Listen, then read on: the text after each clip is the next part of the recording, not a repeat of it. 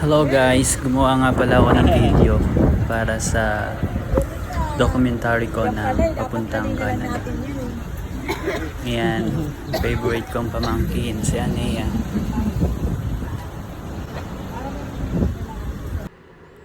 Siyempre, selfie muna kami bago kami umalis ng bahay.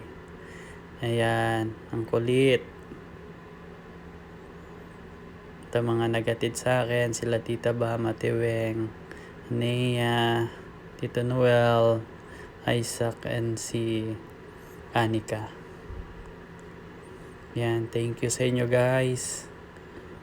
Yan, kain muna kami bago ako pumasok sa immigration. At ito na nga, nakahabang ako'y nakaupo sa gate kung saan kami nagtipon-tipon ng mga kasama ko sa plane. Ayan, pagpasok namin, ayan, syempre selfie muna pagkaupo.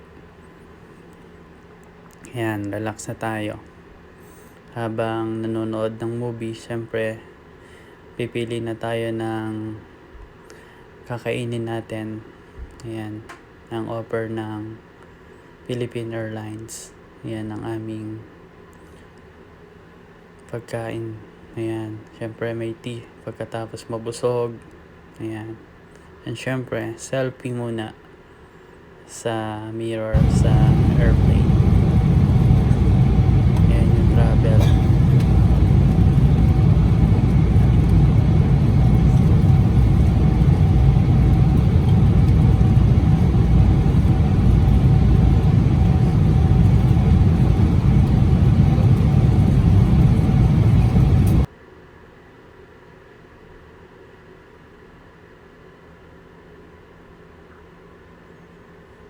Yan, nasa bandang gitna na kami niyan guys. Ito, malapit na kami niyan. Yan, ilang oras na lang.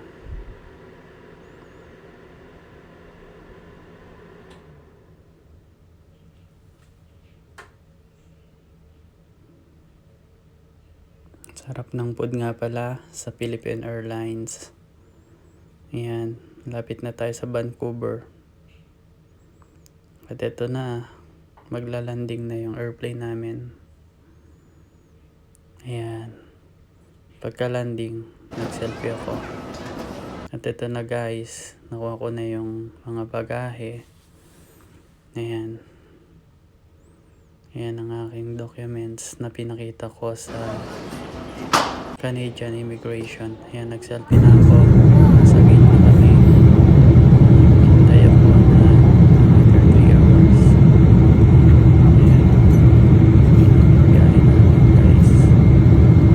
Nasa gate na aeroplano.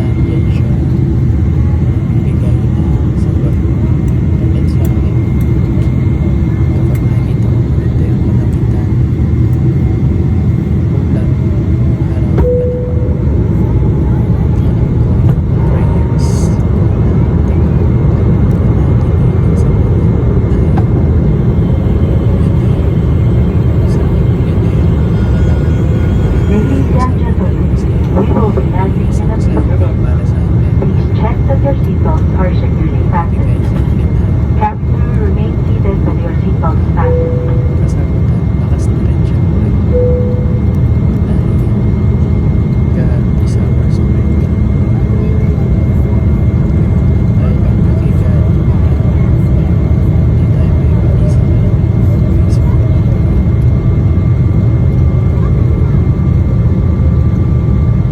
hirap at ito.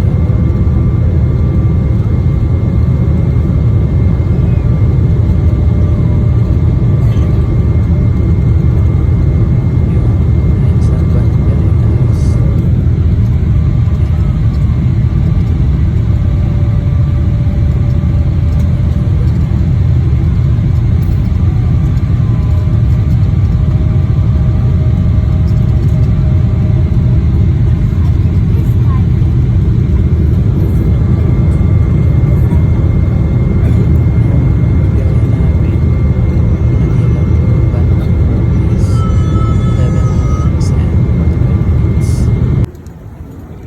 Dahil sa haba ng biyahe, kailangan natin maglakad sa airport ng Vancouver. Ayan, napakalawak ng airport ng Vancouver.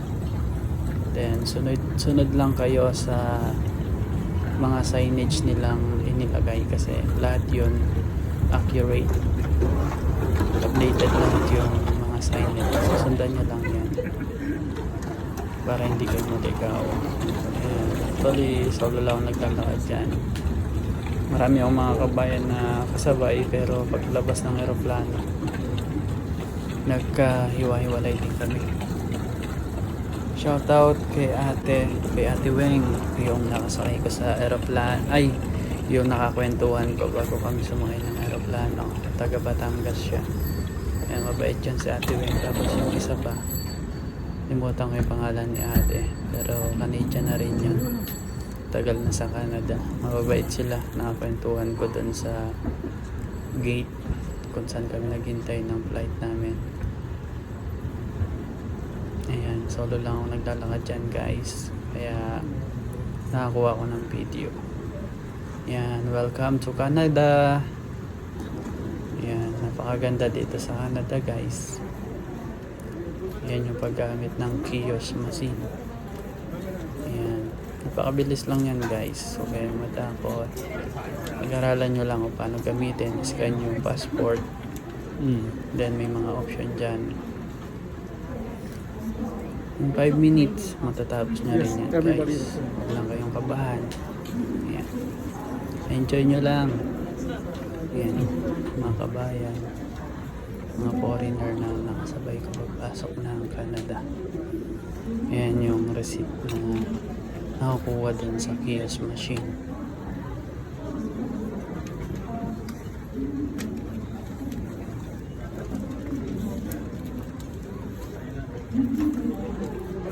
Doon pala tayo. Ayan yung pila papunta ng immigration ng Canada.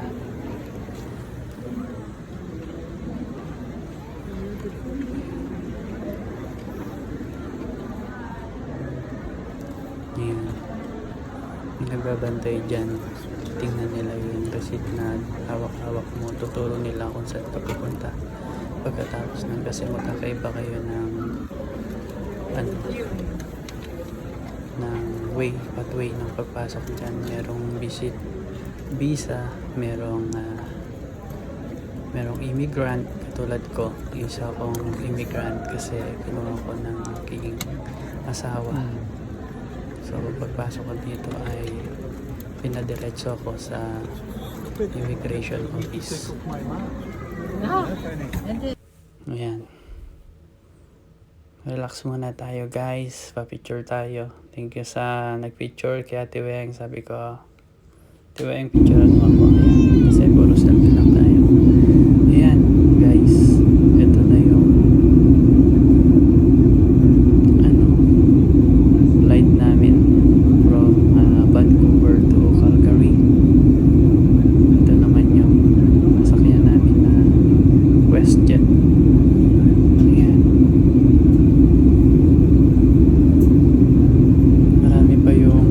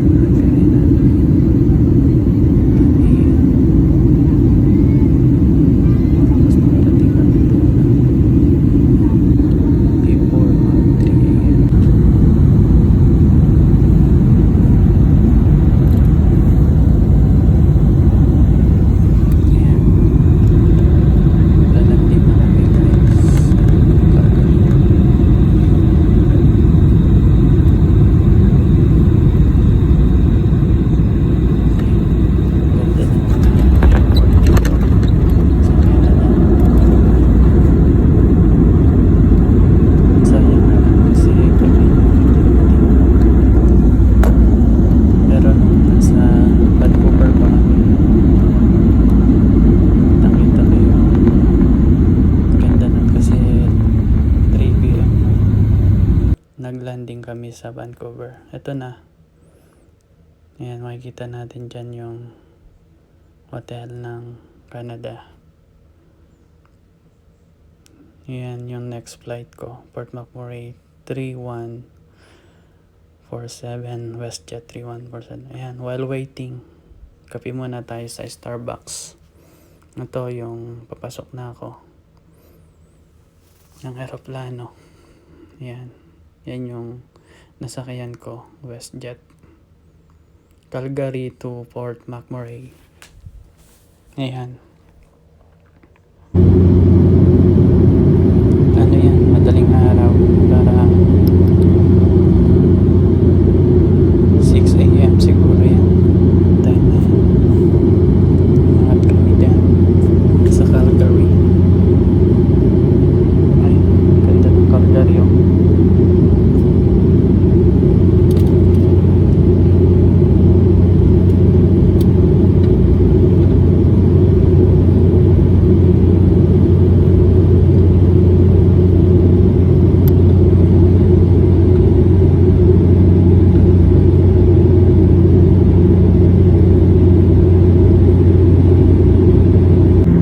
Ayan, maya pa eh. Nakikita na tayo ng liwanag. Ayan, nadaanan na sa taas.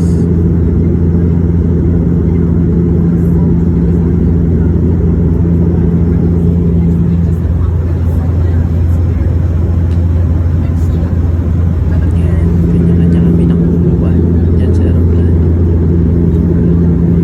Yung biyahe namin na Calgary to Port McMurray, konti lang kami sakay. Siguro nasa 15 persons lang kami. Kaya yun, kaya may nakita ko dyan eh. Nakita ko dyan sa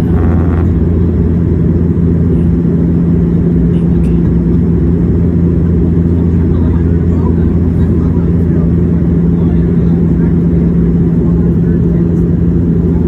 Sa link.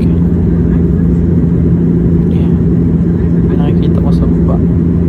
Isip ko lang kung ano yung para kasing puzzle na binubuo. Pero I think accommodation yung mga yan. Bahay. Yan.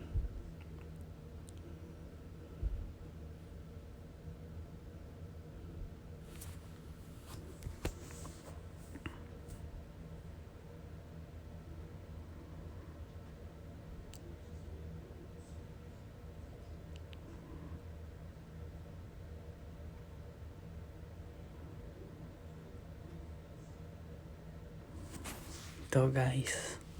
Para kang nasa ulan. Ito na guys. Nag-iis na Vancouver ng Port McMurray. So makikita mo na malapit na kami yung baba.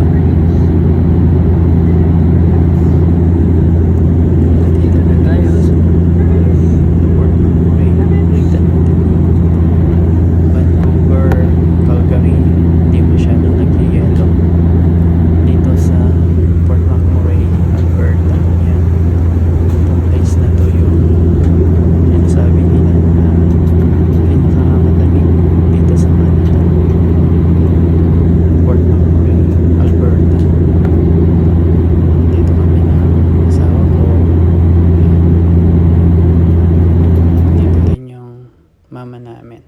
Yan. Napicturan ko yung ganda ng kalangitan sa taas. Yan. Welcome to Port McMurray. Yan, nakapag-video pa ako dyan. Kasi maaga pa. Wala pa yung misis ko na magsusundo sa akin. Yan, nasa left side yung yan. Pagkukuha na ng mga baggage natin na dala. Tinatawag nilang carousel. Yan. Habang nihintay ko yung bagahe, nakita ko yung snow sa labas. Yan, pinicturean ko sa window side. Ayan. Ganda guys. Excite ako. Then syempre, nag-selfie na rin ako. Habang may pagkakataon guys. Then yan, habang nagsusulat ako, Yung huli niyang asawa. dumating na yung misis ko, si Mama, at si Rems, yung best friend niya. Yan. Nag-report kasi ako Welcome. kasi kulang yung dala kong baggage na isa. Yan. I love you, Mimi. Yan nga pala yung misis ko. Ano lang maganda. Napakabait. Yan. Then, sasakay na kami sa sasakyan namin si Baby David. Yan. First time ko siyang ma-meet. Yan. Ganda na sasakyan namin dito sa Canada, guys. Ang unang meet up nila. Forerunner. Yan, syempre, nagpicture-picture muna kami sa loob. 1, 2, 3, smile. Love, love, love. Yan, yung WestJet na nasakyan ko.